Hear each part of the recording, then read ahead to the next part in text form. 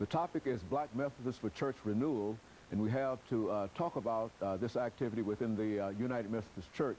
Reverend KEdmondson, as well as Minister Hughes from Gordon Memorial United Methodist Church. And of course, Minister Hughes, I think we promised during the second commercial break that we'd give you an opportunity to talk about some of the worship experiences within the church during this annual renewal activity. We are bringing together voices across the conference, and we'll be sharing in the worship celebration on the evening that Bishop King will be delivering the message. In addition, we're working with an intergenerational group of persons who will be sharing in dance across across the conference. And we're hoping that this will be an opportunity actually for us to springboard into an ongoing ministry, both with the voices as well as with the dancers, to continue to enrich the worship experience that we have, especially related to BMCR events in the annual conference.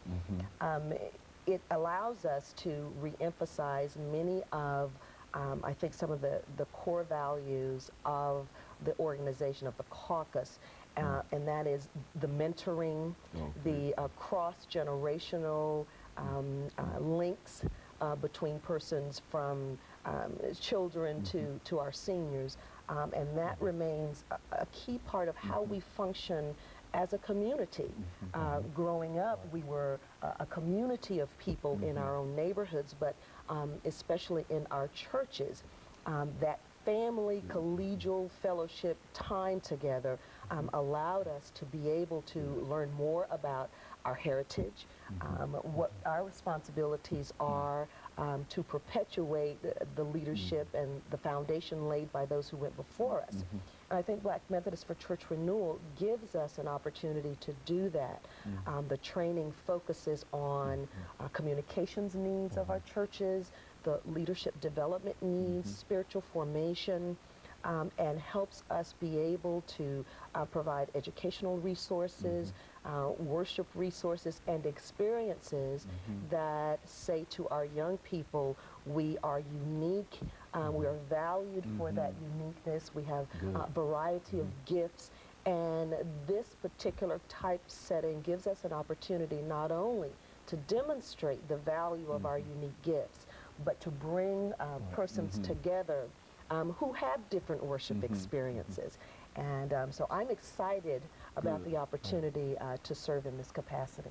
I would imagine, Reverend Edmondson, that this whole activity has increased the awareness of the conference, the general conference, in reference to this. I think, as she indicated earlier, that some of the worship experiences of the African American church are generally a part of the conference. And I thought, as she talked about that, of the efforts made by your own church and some of the things that we've read in the newspaper and et cetera, in terms of bringing that kind of music into the general conference and et cetera. Why don't you speak to that as an activity? I think that, that your church is known really for that kind of activity. Yes, thank you, Dr. Haney. Gordon Memorial has a reputation for having a very strong worship and music experience under the leadership of Barbara Thomas, who has celebrated 50 years in music ministry. We have been able to provide a repertoire that's inclusive of anthems, spirituals, gospel music, contemporary music, and been able to blend that so that not only are our young people singing gospel music, but our children are even singing classical pieces like Ave Maria, etc. And because of that experience, we've been able to share it with the greater church. I'm pleased that several years ago, our chancel choir sang at the opening of Africa University. And we did that with the blending of voices from the Zimbabwe Annual Conference and from 4 other churches from the continental U.S. who were part of that celebration.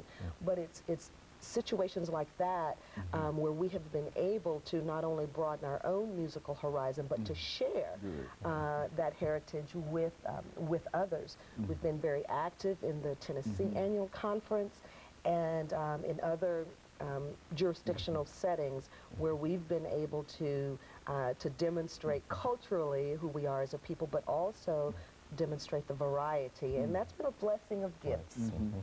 You know, we've got about 5 minutes, Reverend Edmondson, and this, I think, will give you an opportunity, you and Minister Hughes, an opportunity to talk about what you might consider some of the issues that will probably be on the agenda of this organization and things connected with that agenda. We've got about 5 minutes, and of course, let's... Oh, well, let me say this. You did share the fact that BMCR is the caucus of the Tennessee Conference, and that means that we really have no power of our own, but we are affiliated with the Ethnic Local Church Concerns Committee and Religion and Race Committee, and these two committees basically are our voice to the conference to help the issues that we see that are either racial or any other kind of injustice going on in the church. They help us to address that to the conference.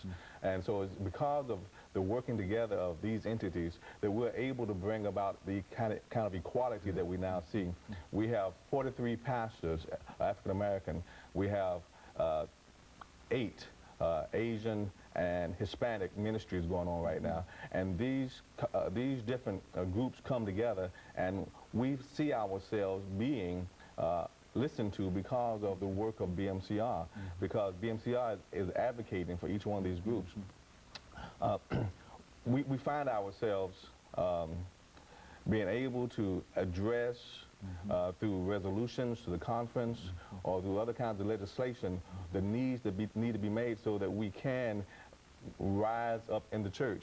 We now have general secretaries, we have bishops, all because of the advocacy of this group and the two other groups working together. So Dr. Haney, we just thank you for the time being here and sharing this information, because many of our United Methodists do not know that behind the work of justice and equality, BMCR is hard at work. We're not a segregated group. We invite to be members of the BMCR persons of any ethnic group, so that we might carry out the work of Jesus Christ on earth. But, and of course, it serves a very, very important point as a caucus among all of these groups, bringing all of this information together. And I think you mentioned earlier let me see if we can get this in reference to the central jurisdiction. The central jurisdiction generally served that purpose. Would you say that the caucus is now serving when it was segregated units? Yes, sir. Basically, the central jurisdiction was the entity where African Americans and any other minority were lumped together to carry out the work of the church, and yet were thought to still be a part of the church, but we felt that isolation. And so with the dissolving of the central jurisdiction and the merging of the Evangelical United Brethren with the Methodist Church, we came into truly being united.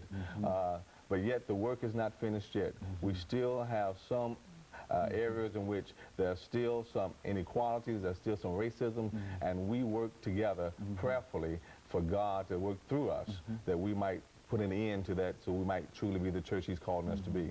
You know, Mrs. Hughes, go on. You were about to make some statements, and I was about to encourage you to do so. But, I don't want to encourage you to do something in reference to, because I think you were ready to make those statements. Well, I did not want to forget to share the dates for the upcoming Southeastern Jurisdictional meeting, and that's October 25th through the 27th, and that event will be held at the Millennium Maxwell House Hotel. And while registration is required to participate in the workshop and conferences and plenaries, the worship services are a time for us to celebrate together. And so, Reverend Edmondson, this is going to be a great Methodist meeting. Yes, sir. Of course, you know, you might be the Black Methodists with Church Renewal, but all Methodists and all individuals that are concerned about Christ and about God and etc. are invited to be a part of this great event. Very good. Yes, sir. And of course, we've got about a minute for our final comments, half a minute, and for the two of you, and then we'll be able to end this. Certainly just want to encourage our churches to participate on the local level, on the conference level, and at the jurisdictional level, and at the national level. This is a caucus where we have an opportunity to make a difference, and it's important that not only are we participants, but that we encourage our young people to get involved in the life of the church. That will be important for how we grow stronger leadership. Very good. 20 seconds. Okay. Our bishop here in Tennessee Conference is Bishop Richard Wills. He will be a part of this, as well as the bishop of the hosting conference, who is James Swanson, who will be preaching at the convocation, at the communion service on Thursday the 25th. Very good. And of course, let me thank the two of you for bringing that excellent information about the organization, and encourage all those that might be familiar with what we're talking about here to get out and take a part of that. And let me encourage our audience to tune in again next week for another informative edition of Comments. Thank you, and good morning.